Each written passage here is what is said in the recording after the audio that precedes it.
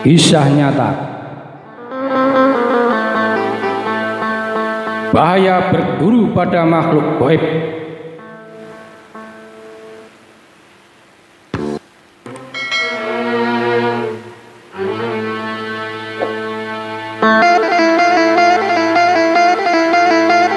Seseorang dimungkinkan belajar kepada jin yang soleh atau belajar dari setan, jin kafir munafik, dari alam jin, atau belajar dari manusia soleh yang telah wafat, dari alam barzah yang tinggi, alien. Tetapi berguru kepada makhluk dari alam batiniah ini sangat tinggi risikonya, karena rekayasa setan sangatlah canggih. Bagian besar manusia yang belajar kepada guru dari alam batiniah ini tertipu oleh setan, walaupun dia menyangka bahwa dia telah berguru kepada waliullah.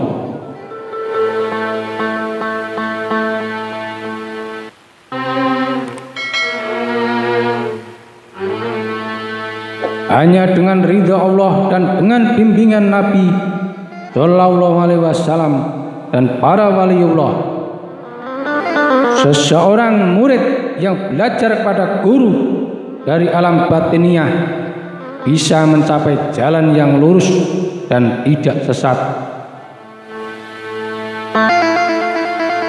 Murid yang telah dan terus belajar kepada guru dari alam batiniah dan telah mencapai jalan yang lurus akan terus diganggu dan berperang dengan para setan, karena penembusan ke alam lain itu akan banyak mendapat banyak manfaat yang tak terhingga, sehingga setan atau iblis sangat benci dan akan berusaha untuk mencegah dan lebih diupayakan menggagalkannya dari keberhasilan.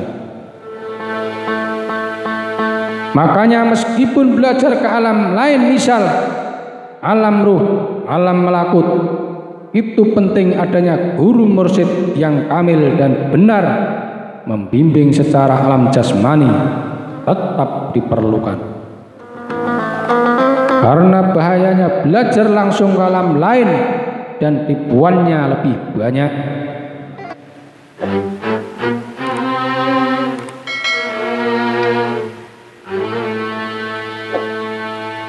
Barang siapa yang bermimpi melihatku, maka dia melihatku, karena setan tidak akan bisa menyerupai diriku. Al-Hadis.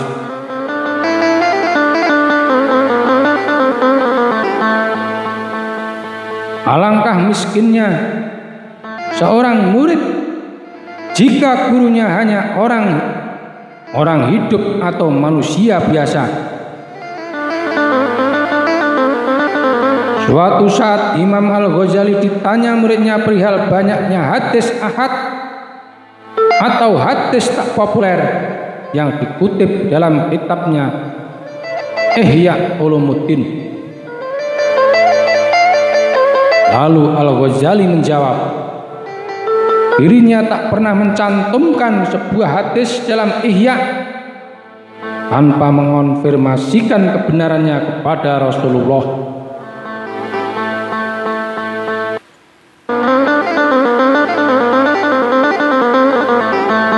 Jika ada lebih dari 200 hadis dikutip di dalam kitab itu, berarti lebih 200 kali Imam Al-Ghazali berjumpa dengan Rasulullah. Padahal Imam Al-Ghazali hidup pada 450 Hijriah atau 1058 Masehi hingga 505 Hijriah atau 1111 Masehi. Sedangkan Rasulullah wafat tahun 632 Masehi. Berarti masa hidup antara keduanya terpaut 5 abad.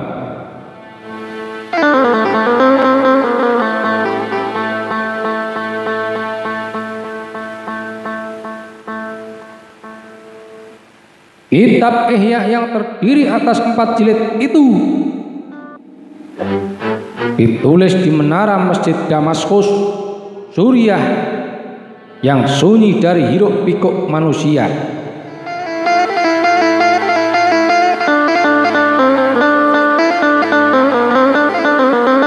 Pengalaman lain,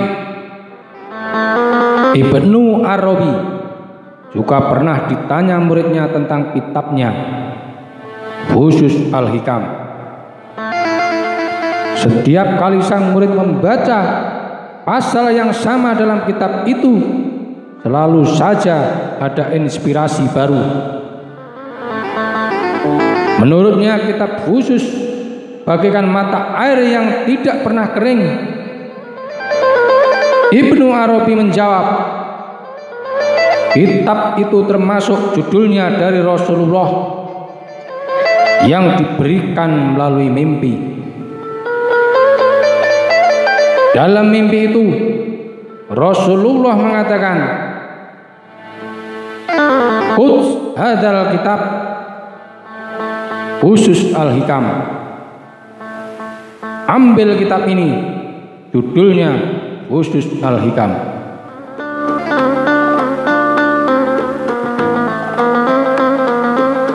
Kitab Jami' Karamat Al-Auliya karangan Syekh Yusuf bin Ismail Al-Nabhani,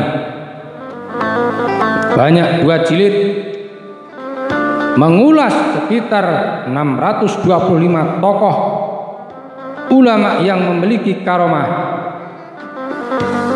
yaitu pengalaman luar biasa mulai dari sahabat Nabi hingga tokoh abad ke-19.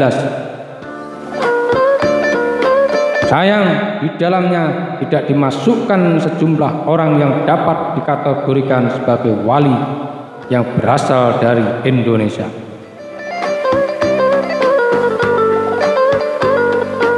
Seperti beberapa ulama yang tergabung di dalam Wali Songo. Dalam kitab ini, subhanallah, ternyata pengalaman batin dan spiritual hamba Allah Subhanahu wa Ta'ala berbeda-beda. Umumnya mereka sudah berada di atas makom yang lebih tinggi atau di atas rata-rata.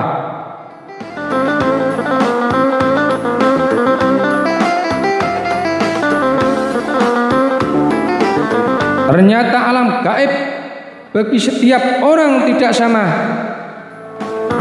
Ada yang masih tebal hijab tabirnya, dan ada yang sudah transparan mukasyafah. Bagi mereka yang sudah berada di tingkat mukasyafah, sudah bisa berkomunikasi lintas alam.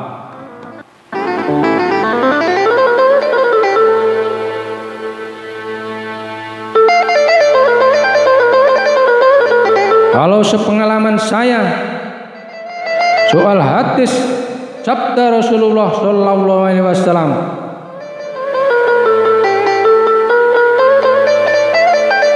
barang siapa yang bermimpi melihatku, maka dia melihatku, karena setan tidak akan bisa menyerupai diriku.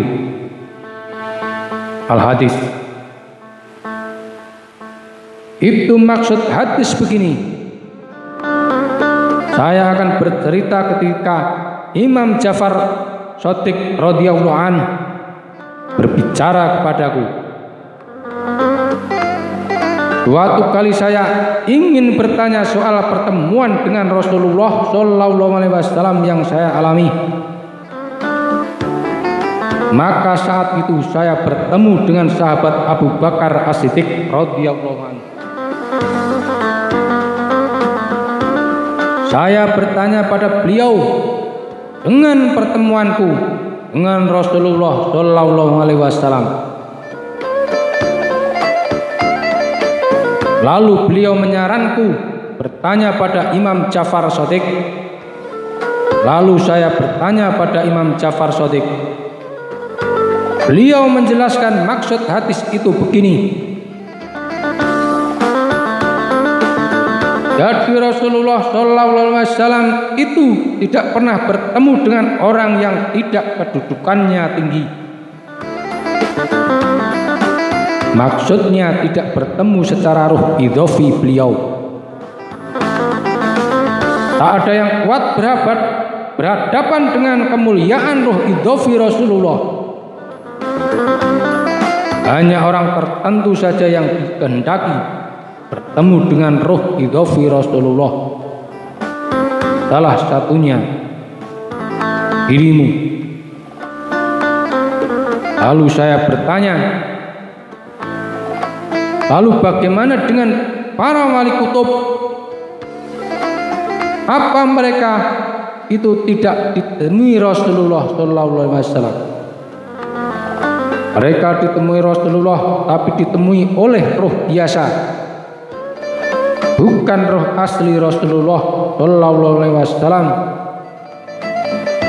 Tingkatan roh itu kan ada 9, dan roh paling tinggi itu roh idhofi. Dudukan Rasulullah SAW di langit itu sangat tinggi. Jika orang itu ditemui Rasulullah SAW, harus sudah melewati kedudukan derajat langit 70. Saya sendiri saja tidak melewati derajat itu. Juga Syekh Abdul Qadir Jailani radhiyallahu anhu. Bagaimana dengan orang biasa? Kamu tahu kan kisah malaikat Jibril ketika mengantar Nabi Mi'raj? Jawab Imam Ja'far Shadiq radhiyallahu anhu. Ya, lalu bagaimana maksud hadis tentang barang siapa yang bermimpi melihatku, maka dia melihatku, karena setan tidak akan bisa menyerupai diriku. Al-Hadis. Maksud hadis itu, sekalipun Rasulullah SAW itu tidak menemui, tapi Rasulullah SAW memerintah malaikat untuk menyerupai beliau. Jadi bukan jin atau setan, tapi ini menyerupai, bukan mengakui. Kalau mengakui, siapa saja bisa mengaku sebagai Rasulullah. Jadi belajar dari alam lain, alam malaikat dan alam ruh, juga alam gaib rendah seperti pada jin atau setan itu bisa terjadi pada siapa saja. Makanya kita yang menempuh jalan itu harus berhati-hati. Sebaiknya ada guru mursyid yang mengarahkan agar tidak disesatkan oleh setan. Di dalam sebuah hadis disebutkan, seandainya bukan karena dosa yang menutupi kalbu Bani Adam, niscaya mereka menyaksikan malaikat di langit. Hadis riwayat Ahmad dan Abi Hurairah.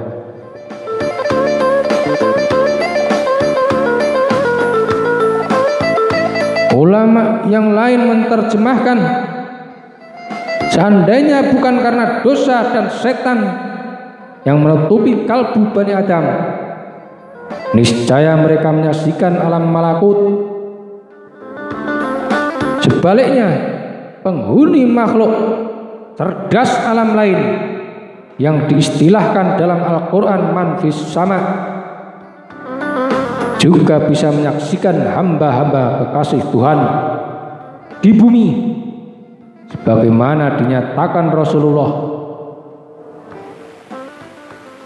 Sesungguhnya para penghuni langit mengenal penghuni bumi yang selalu mengingat.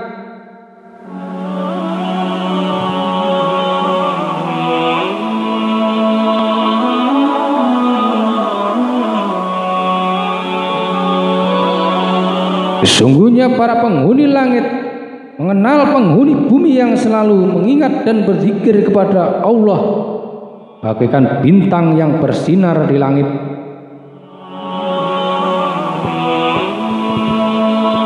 Dalam Al-Quran dinyatakan dalam ayat untuk mereka kabar gembira waktu mereka hidup di dunia dan di akhirat.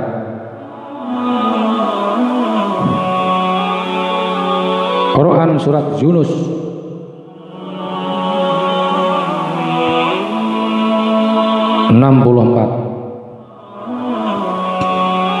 Para ulama tafsir mengomentari ayat ini sesuai dengan pengalaman sahabat Nabi Muhammad Abu Darda yang menanyakan apa maksud ayat ini.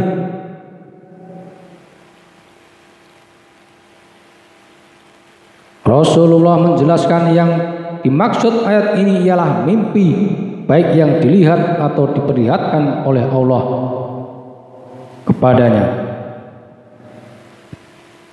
Dalam ayat lain lebih jelas lagi Allah berfirman, Allah memegang jiwa orang yang ketika matinya dan memegang jiwa orang yang belum mati di waktu tidurnya. Quran surat Al-Zumar ayat 42.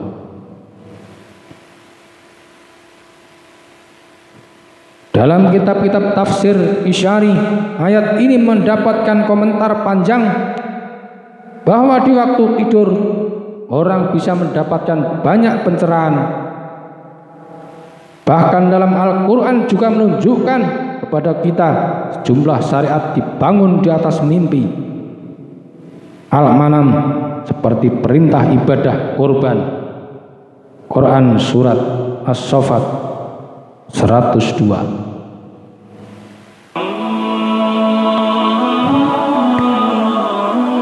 Kehati-hatian lain ialah jangan sampai bisikan setan dianggap bisikan suci dari penghuni alam lain. Oleh karena itu Imam Al-Ghazali pernah mewanti-wanti jika ada orang yang menjalani suluk tanpa syekh atau mursyid, dikhawatirkan setan yang akan membimbingnya.